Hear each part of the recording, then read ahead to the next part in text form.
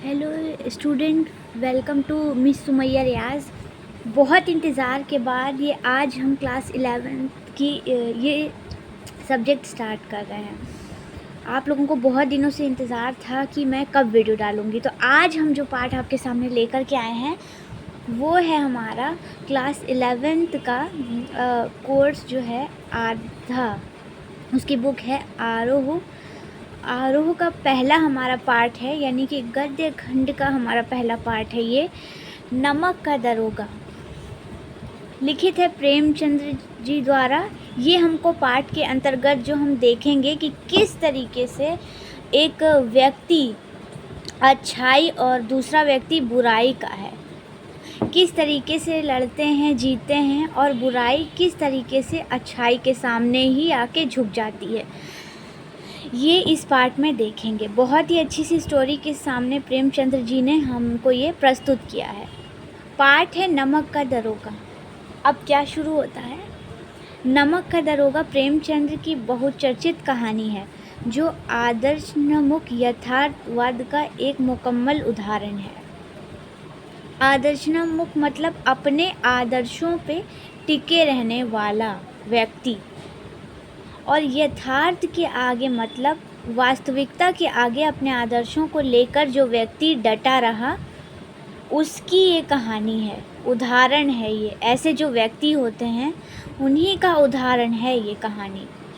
ये कहानी धन के ऊपर धर्म की जीत, यानी कि पैसे के ऊपर धर्म की जीत, यानी कि अच्छाई की जीत, अपने विश्वास की जीत, इसका प्रतीक है।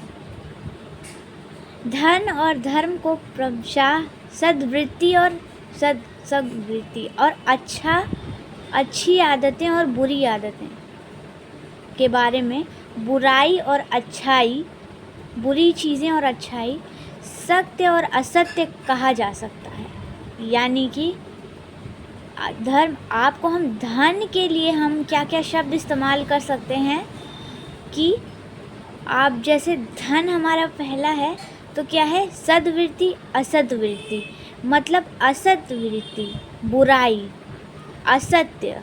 धन के लिए हम इन शब्दों का इस्तेमाल कर सकते हैं, और धर्म के लिए हम इस्तेमाल कर सकते हैं अच्छाई, सत्य और सद्वृत्ति। इन शब्दों का इस्तेमाल हम कर सकते हैं। इस कहानी के अंदर ये सभी चीज़ें इसका प्रतीक है। धन का ये प्रतीक है और धर्म का ये प्रतीक है।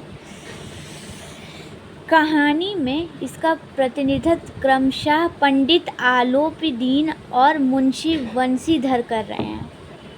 तो पंडित आलोपीदीन जो हैं वो कौन है, वो धर्म का प्रतीक हैं, और मुंशी वंशीधर जो हैं वो एक मिनट, धन का प्रतीक है पंडित आलोपीदीन, और मुंशी वंशीधर हैं धर्म के प्रतीक।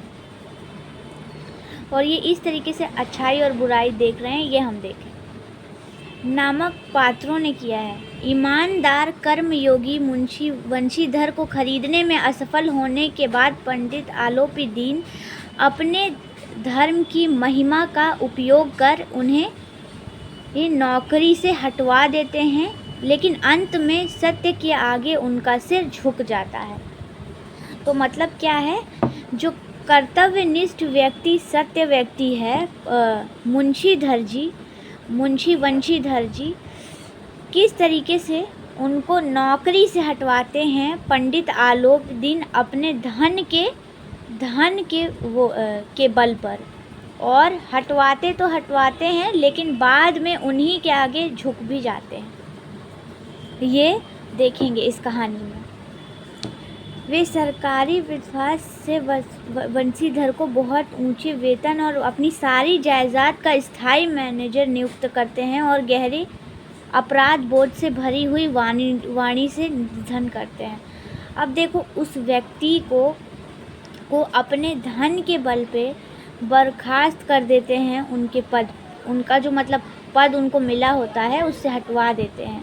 हटवाने के बाद फिर उसी व्यक्ति वंशीधर के पास पंडित आलोपीदीन जाते हैं, उनसे उनको अपनी पूरी जायदाद का एक स्थायी मैनेजर बनाते हैं। मतलब जब तक वंशीधर जी मतलब जीवित रहेंगे तब तक ये इसी पद पर ही रहेंगे।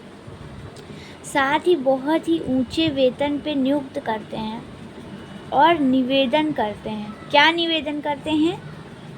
परमात्मा से यही प्रार्थना है कि वह आपको सदैव वही नदी किनारे वाला बेमुरव्वत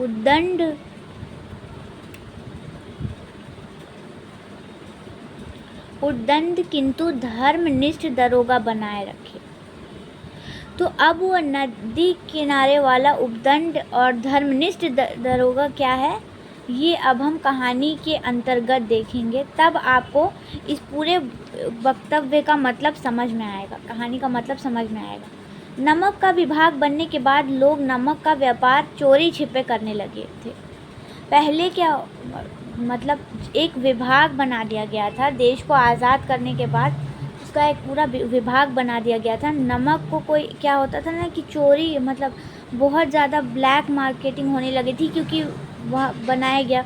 अब क्या होने लगा, लोग चोरी करने लगे उसको, क्योंकि इस पे टैक्स देने थे, होने लगा था, तो उस पर तो फिर चोरी छुपे लेके जाने लगे थे लोग नमक। क्या हुआ था, इस काले व्यापार से भ्रष्टाचार बढ़ा था। अब चोरी छुपा करने से क्या होता है, भ्रष्टाचार बढ़ता है। अधिकारियों के तो जो भी अधिकारियों विभाग में आते थे उनको क्या होता था, भाई जैसे चोरी में पकड़े गए तो भैया रिश्वत दे लो, छूट जाओ। तो जो अधिकारी नमक के विभाग में आ जाता था, समझ लो उसको ऊपरी इनकम बहुत होती थी। तो ये मतलब जो आया, समझ लो उसको तो चांदी ही चांदी है। लोग दरोगा के पद के लिए लालायित रहते थे, मतलब दरोगा का जो पद मिल जाए किसी तरीके से, इसके लिए लोग उसमें करते थे। मुंशी वंशीधर भी रोजगार को प्रमुख मानकर इसे खोजने चल दिए। अब मुंशीधर को भी रोजगार चाहिए था, तो वो भी भाई रोजगार ज़रूरी है, खाएंगे पिएंगे कैसे, तो वो भी नौकरी ढूंढ रहे थे।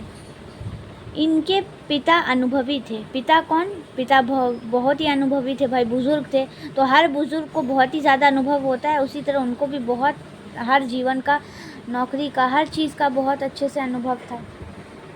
उन्होंने घर की दशा तथा अपनी वृद्धावस्था का हवाला देकर नौकरी में पद की और ध्यान न देकर ऊपरी आय वाली नौकरी को बेहतर बताया।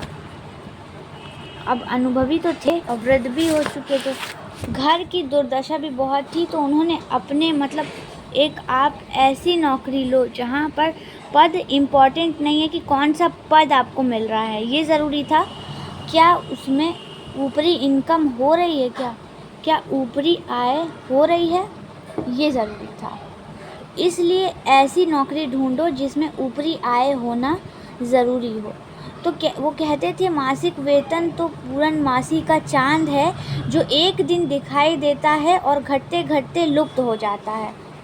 तो उनका क्या कहना था कि जिस तरीके से पूर्णमासी का चांद क्या होता है, पूरा आता है और फिर धीरे धीरे घटते घटते क्या होता है, अमावस वाले दिन पूरी तरीके से गायब हो जाता है। तो उसी तरीके से वो वेतन को समझते थे। वेतन मतलब सैलरी महीने में एक बार मिलेगी उनको, पूर्णमासी का चांद में पूरी दिख रही, फिर वो धीरे धीरे खर्च करते करते क्या होगा, एक दिन वो गायब हो जाएगी। तो इसलिए वो क्या कहते थे, वेतन को पूर्णमासी का चांद। ऊपरी आय बहता हुआ स्रोत है जिससे सदैव प्यास बुझती है। और ऊपरी आय का मतलब जैसे पकड़े गए, किसी ने पैसा दे दिया, तो उस तरीके से ऊपरी आय क्या है, बहता हुआ स्रोत है। जैसे स्रोत होता है ना, जहाँ से शुरू होती है नदी, वहाँ से क्या है, पानी हमेशा बहता ही रहेगा, रुकेगा नहीं, बहता ही रहता है। उसी तरीके से ये ऊपरी आय क्या है, डेली कुछ ना कुछ आपको देकर ही जाती है, देकर जाएगी, तो जिससे आपकी प्यास बुझती रहती है, आपकी जो ज़रूरत है वो पैसों से पूरी होती रहती है। आवश्यकता वे अवसर देकर विवेक से काम करो। उन्होंने बोला आवश्यकता को समझो, विवेक करो, मतलब धीरज धरो और उसी हिसाब से अपनी नौकरी को चुनो। वंशीधर ने पिता की बात ध्यान से सुनी और चल दिए। अब पिताजी ने जो कुछ समझाया उसको बड़े ध्यान से सुने वो, और वंशीधर जी चल दिए। धैर्य, बुद्धि, आत्मबल व भाग्य के कारण नमक विभाग के दरोगा पद पर प्रतिष्ठित हो गए। अब उनके अंदर बुद्धि दे दी, धैर्य भी थी, और नौकरी ढूंढे तो उनको कौन सा पद मिला? नमक के दरोगा का पद मिला। यानी कि उस विभाग में जो दरोगा होते हैं उनका पद उनको प्राप्त हो गया। घर में खुशी छा गई। भाई ये तो ऊपरी इनकम वाला पद था, तो सब बहुत खुश थे कि मतलब वेतन तो आएगा, साथ में ऊपरी इनकम भी बहुत अच्छे से आएगी। सर्दी के मौसम की रात में नमक के सिपाही नशे में मस्त थे। वंशीधर ने 6 महीने में ही अपने कार्य कुशलता व उत्तम आधार से अफसरी का विश्वास जीत लिया था। यमुना नदी पर बने नावी के पुल से गाड़ियों की आवाज़ सुनकर वे उठ गए। उन्होंने गोलमाल की श्रृंखला की। जहाँ पे देखा गाड़ियों की कतार दिखाई दी। पूछताछ पर पता चला कि ये पंडित आलोपीदीन की है। गोलमाल तो पद पे तो प्रतिष्ठित हो गए, तो घर में खुशी भी थी, मगर 6 महीने के अंदर ही उनने अपनी कार्यकुशलता दिखा दी थी कि वो कितने ज़्यादा सच्चे व्यक्ति हैं। सभी अफसर खुश थे, सब था। अब ठंड के दिन थे और जो यमुना नदी के पास जो नावी का पुल बना था वहाँ पर वो जो है इनकी ड्यूटी लगी हुई थी। वो रात में थे, जितने भी वहाँ के सिपाही थे नशे में धुत एकदम पड़े थे। अब इतने रात में जो है एकदम से गाड़ियों की आवाज़ नावी के पुल पे दिखाई दी। नावी का पुल होता है ना जो डिब्बू में बना होता है, मतलब टेम्प्रोरी पुल सा होता है जो हिलता रहता है पानी के साथ। तो वो उस पुल पे जो है ना गाड़ियों की आवाज़ आई। रात का समय था, देखा तो इन्हें कुछ गड़बड़ी की आशंका हुई, तो आके भाई मुस्तैदी से लग गए। पता करा कि भाई ये पंडित आलोपीदीन की गाड़ियों की फौज आ रही है, उनका काफिला आ रहा है। वह इलाके का प्रसिद्ध जमींदार था और ऋण देने का काम करता था। जो पंडित आलोपीदीन थे वो उस इलाके के बहुत ही जाने माने व्यक्ति थे और जमींदार थे, इसलिए उनको हर कोई जानता था। ये क्या करते थे, लोगों को ऋण चाहिए, मतलब उधार चाहिए होता था ज़रूरत के लिए, तो वो देने का कार्य ये करते थे। तलाशी ली गई उनके काफिले की। तलाशी ली तो पता चला कि उसमें नमक है। अब नमक को इस तरीके से चोरी छिपे ले जाना गलत था। तलाशी ली तो उनके काफिले में नमक निकल आया। पंडित आलोपीदीन अपने सजीले रथ से उठते हुए जा रहे थे, तभी गाड़ी वालों ने गाड़ियां रोकने की खबर दी। पंडित सारे संसार में लक्ष्मी को प्रमुख मानते थे। अब क्या था भाई, पूरी सारी गाड़ियों का काफिला था, तो शुरू की गाड़ियां उड़ी, वो तो सो रहे थे, मतलब गाड़ी के अंदर उनको उबासी आ रही थी, सो गए थे वो। तो अब तलाशी नमक ली तो कोई आदमी दौड़ता हुआ आया और उनको जगा के खबर दी कि हमारी गाड़ियां रोक ली गई हैं, तलाशी की, उसमें नमक मिला। अब ये जो पंडित आलोपीदीन थे ना, ये ऐसे व्यक्ति थे, इनके लिए धन ही सब कुछ है, मतलब धन प्रमुख है, बाकी सब कुछ बेकार है। मतलब धन से सब कुछ खरीदा जा सकता है, सब कुछ आपके पास धन है तो आप सब कुछ कर सकते हैं। न्याय नीति सब लक्ष्मी के खिलौने हैं। उसी घमंड में के निश्चिंत होकर दरोगा के पास पहुँचे वो। उन्होंने बोला कि न्याय और अर्थात न्याय हम भी धन से कर सकते हैं और जितनी नीतियां हैं वो भी हम धन से खरीद सकते हैं। तो इस चीज़ के घमंड में चूर थे और दरोगा वंशीधर जी के पास पहुंच गए अपनी गाड़ी से उतरकर। उन्होंने कहा कि मेरी सरकार तो आप हैं, आपने व्यर्थ ही कष्ट उठाया, मैं सेवा में स्वयं आया ही रहा था। वंशीधर पर ईमानदारी का नशा था। उन्होंने कहा कि हम अपना ईमान नहीं बेचते, आपको गिरफ्तार किया जाता है। आलोप दिन उतरते हुए आते हैं कि अरे हम तो आपके सेवक हैं, हम आप ही के पास आ रहे थे कि आप क्यों इतना परेशान हो रहे हैं। मगर वंशीधर ने कुछ नहीं सुनी और मतलब उन्हें पंडित आलोपी दीन को गिरफ्तार करने का फरमान सुना दिया कि भाई हम आपको गिरफ्तार करते हैं। यह आदेश सुनकर पंडित आलोपी दीन हैरान रह गए। आज तक इतने बड़े व्यक्ति, पैसे के बल पे बढ़ने वाले व्यक्ति को अगर कोई बोले कि हम आपको गिरफ्तार कर रहे हैं तो बहुत ही तज्जुब की बात होती है। तो वो हैरान रह गए कि मेरे को गिरफ्तार किया जा रहा है। ये उनके जीवन की पहली घटना थी। तो मतलब घटना ऐसी आज तक इनके साथ ऐसा कभी नहीं घटा था। उनका हाथ पकड़ने से घबरा गया। फिर आलोपी दीन ने सोचा कि नया लड़का है, हीन भाव से बोले आप ऐसा ना करें, हमारी इज्जत मिट्टी में मिल जाएगी।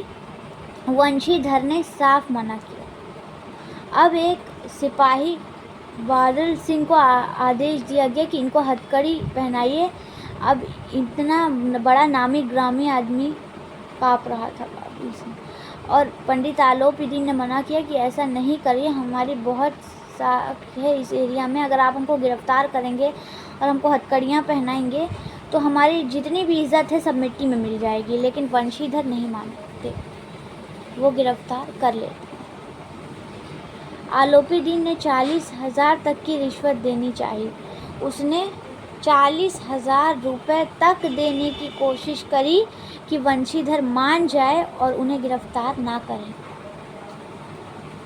परंतु वंशीधर ने उनकी एक ना सुनी। धर्म ने धन को पैरों तले कुचल डाला। वंशीधर ने उनकी एक नहीं सुनी। तो यहाँ पर था धर्म अर्थात वंशीधर ने धन अर्थात पंडित आलोपी दीन को पैरों तले कुचल डाला। आप धन चाहे जितना दीजिए, धर्म सर्वोपरि है। यहाँ पर धन हार गया। सुबह तक हर ज़बान पे यही किस्सा था। पंडित के व्यवहार की चारों तरफ निंदा हो रही थी।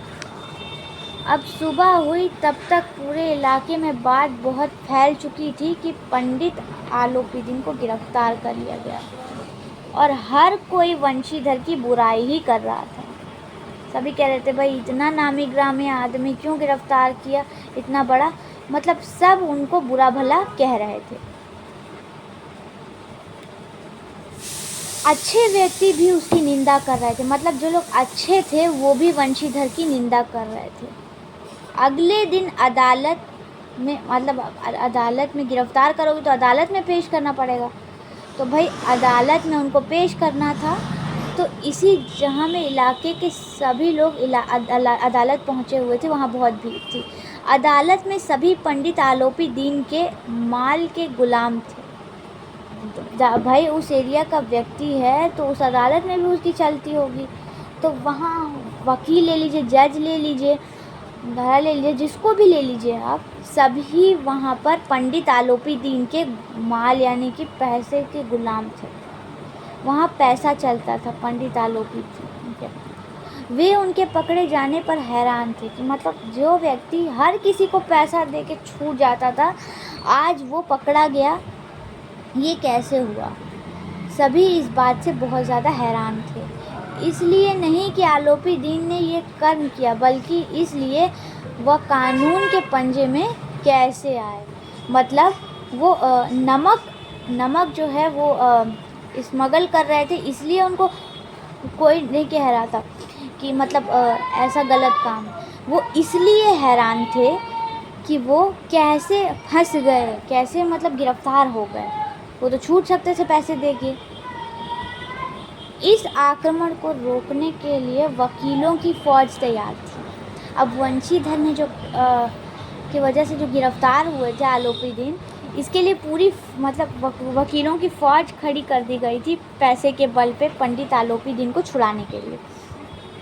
न्याय के मैदान में धर्म और धन में युद्ध छिड़ गया, मतलब क्या सही है और क्या गलत है इस पे।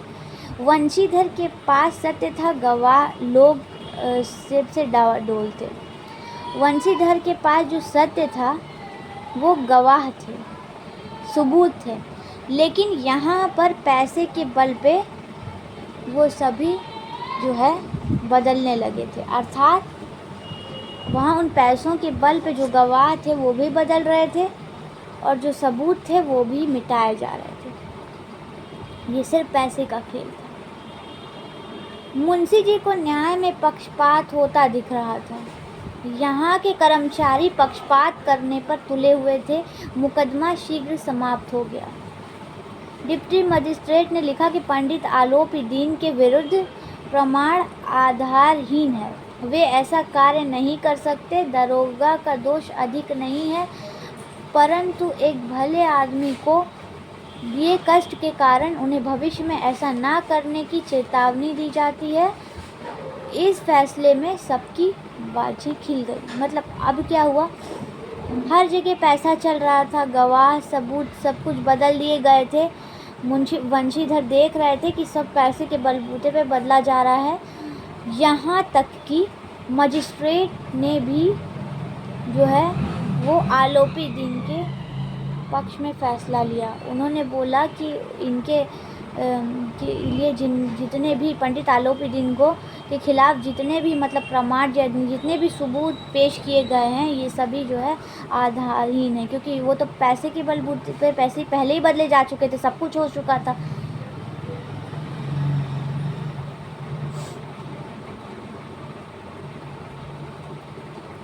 तो उनको छोड़ दिया जाता है, उनके ऊपर कोई भी चीज़ें साबित नहीं होती।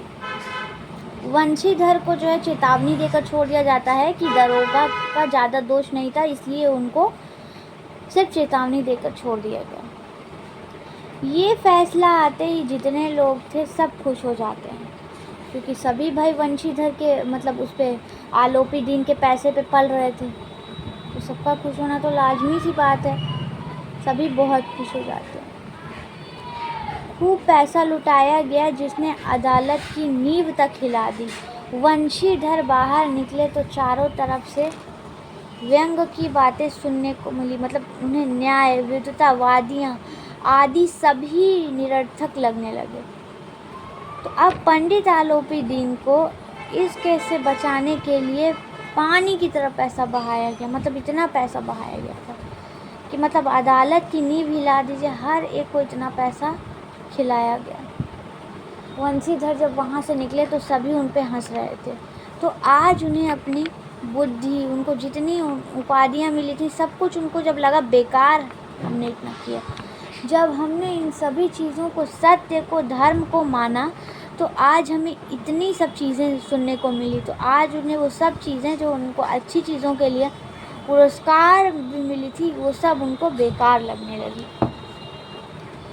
वंशीधर की बर्खास्तगी का पद एक सप्ताह में ही आ गया। अब आलोपी दीन ने उधर चक्कर चलाया, उनको उनके पद से बर्खास्त भी कर दिया। मुकदमा ख़त्म होने के एक हफ्ते के अंदर ही उनकी जो बर्खास्ती का पद भी आ गया। उन्हें कर्तव्य परायणता का दंड मिला। मतलब उनके कर्तव्य पे टिके रहे, इस बात का इनको दंड मिला। दुखी मन से वे घर चले। उनके पिता खूब बड़बड़ाए। यह अधिक ईमानदार बनता है, जी चाहता है कि तुम्हारा और अपना सिर फोड़ लें। उन्हें अनेक कठोर बातें कहीं। नाथ की यात्रा की आशा मिट्टी में मिल गई। पत्नी कई दिन तक मुंह फुलाए रही। अब क्या, बर्खास्तगी का जब नोटिस आया तो उनका मन तो दुखी था ही था। इसका पर साथ में जब घर पे पता चला, पिताजी ने बहुत बातें सुनाई, सब कुछ किया। ये भी बताया कि कर्तव्य मतलब चली जाने वाली थी तो सब हो गया, नौकरी चली गई तुम्हारी। और पत्नी भी मुंह फुलाकर बैठ गई कि तुमने अपने कर्मों के कारण अपनी नौकरी भी खो दी।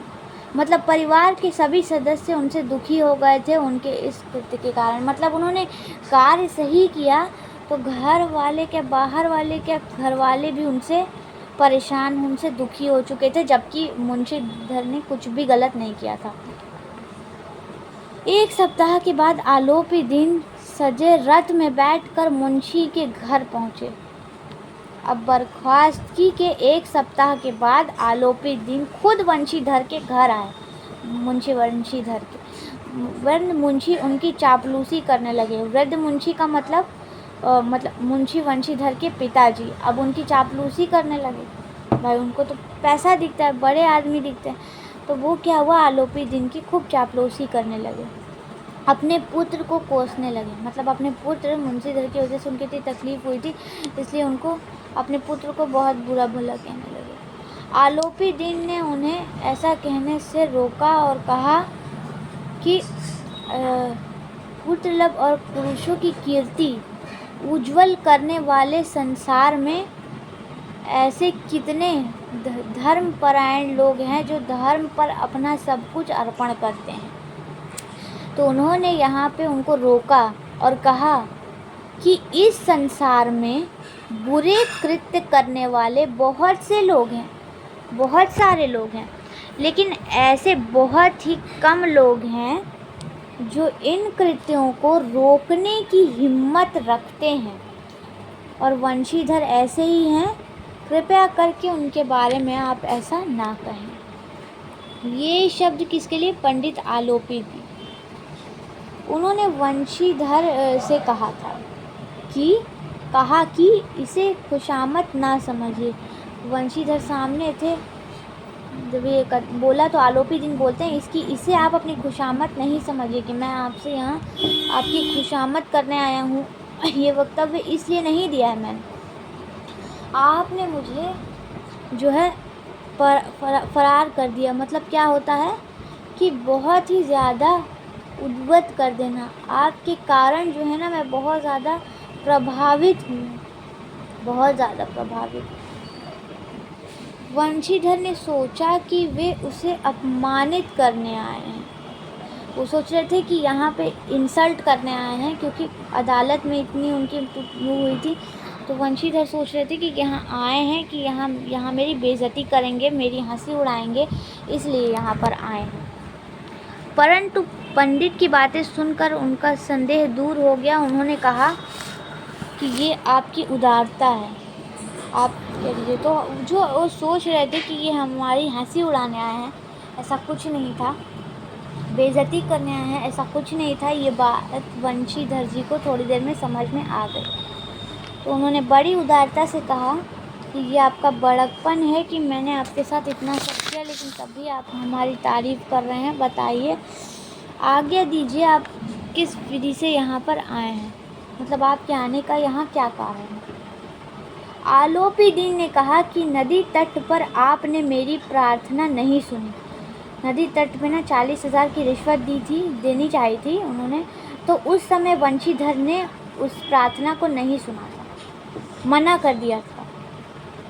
अब स्वीकार करनी पड़ेगी, मतलब आपने उस समय नहीं सुना था, लेकिन अब आपको मेरी ये प्रार्थना स्वीकार करनी पड़ेगी। मगर कैसे?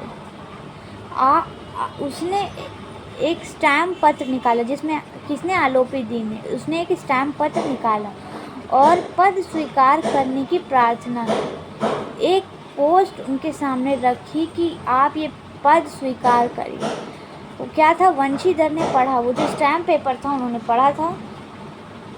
पंडित ने अपनी सारी जायदाद का स्थायी मैनेजर, 6,000 वार्षिक वेतन, रोजाना खर्च, सवारी, बंगले आदि के साथ नियुक्त किया था। उन्होंने अपनी पूरी जायदाद, जितनी भी जायदाद थी, सबका अस्थाई मैनेजर का मतलब जब तक वंशीधर जी जिंदा रहें तब तक वो इस पद पर बने रहेंगे। 6,000 रुपये वार्षिक वेतन दिया था, खर्चा अलग से दिया था, सवारी दी थी, मतलब एक गाड़ी दी थी, और एक रहने के लिए बंगला दिया था। ये सभी कुछ उन्होंने ताउम्र के लिए उस स्टैम्प पेपर पर लिख कर दिया था कि जब तक आप जीवित रहेंगे तब तक आपको ये सारी चीज़ें मिलती रहेंगी। वंशीधर ने कांपते स्वर में कहा कि मैं इस उच्च पद के योग्य नहीं हूँ। ऐसे महान कार्य के लिए बड़े अनुभवी मनुष्य की ज़रूरत होती है। अब जब उन्होंने इतना सब देखा समझा, इतना बड़ा पद, इतना वेतन, इतनी सारी फैसिलिटीज़, तो भाई अब इतनी सुविधाएं देखकर तो भाई वो कांपने लगे कि नहीं, इस पद के लिए मैं योग्य नहीं हूँ, उसके लिए कोई बहुत ही अनुभवी व्यक्ति चाहिए, मुझे इस चीज़ का अनुभव नहीं है। आलोपी दिन ने वंशीधर को कलम देते हुए कहा कि मुझे अनुभव, विद्वता, मर्मज्ञता, कार्य कुशलता की चाह नहीं है। उन्होंने कहा मुझे ये सब चीज़ें नहीं चाहिए कि आप अनुभवशील हैं कि नहीं, कार्य कुशल हैं कि नहीं, कार्य के प्रति आप अर्पण हैं कि नहीं, मुझे ये सब चीज़ें नहीं चाहिए। परमात्मा से यही प्रार्थना है कि वो आपको सदैव वही नदी किनारे वाला वे मुरवत, उद्दंड, कठोर परंतु धर्मनिष्ठ दरोगा बनाए रखे। तो उन्होंने कहा मुझे ये सब नहीं चाहिए, मुझे चाहिए कि वो उस रात जो नदी के किनारे दरोगा था, उसने किसी की नहीं सुनी, सिर्फ उसने अपना धर्म देखा कि वो जिस पद पे है उस धर्म का पालन किया। आप वैसे ही व्यक्ति हमेशा बने रहिएगा। वंशीधर की आंखें डबडबा आईं। उन्होंने कांपते हुए हाथ से मैनेजरी के कागज पर हस्ताक्षर कर दिए। आलोपी दीन ने उन्हें गले लगा लिया। जब इतनी बड़ाई उन्होंने देखी वंशीधर ने, तो उनकी आंखें एकदम डबडबाई, वो रोने से हो गए। अब रोने के बाद उन्होंने साइन किया। साइन करते ही आलोपी दीन ने उनको वंशीधर को गले लगा लिया। तो इस तरीके से ये पार्ट यहाँ पर ख़त्म हुआ। ये चैप्टर में ये सिखाया कि आप जिस पद पर हैं उस पद के लिए वफादार रहिए। कोई भी पद, तो परेशानियाँ आएंगी, लेकिन उन परेशानियों को आप अच्छे से झेलेंगे, उनसे पार पाएंगे, सब करेंगे, तो आपको अच्छा कहीं ना कहीं ज़रूर मिलेगा। तो ये थी इस कहानी की सीख। प्रेमचंद्र जी ने बहुत ही अच्छे कहानी के माध्यम से हमें ये सीख दी। तो ये कैसा लगा आपको ज़रूर बताइएगा। चैप्टर अच्छा लगा तो लाइक करिएगा, शेयर करिएगा और चैनल को सब्सक्राइब करिएगा और अपने फ्रेंड्स एंड फैमिलीज़ में भी शेयर करिएगा। मिलूँगी ऐसे ही वीडियो और एक्सप्लेनेशन के साथ अगले चैप्टर की तरफ। तो तब तक के लिए bye bye. Thank you so much. Bye.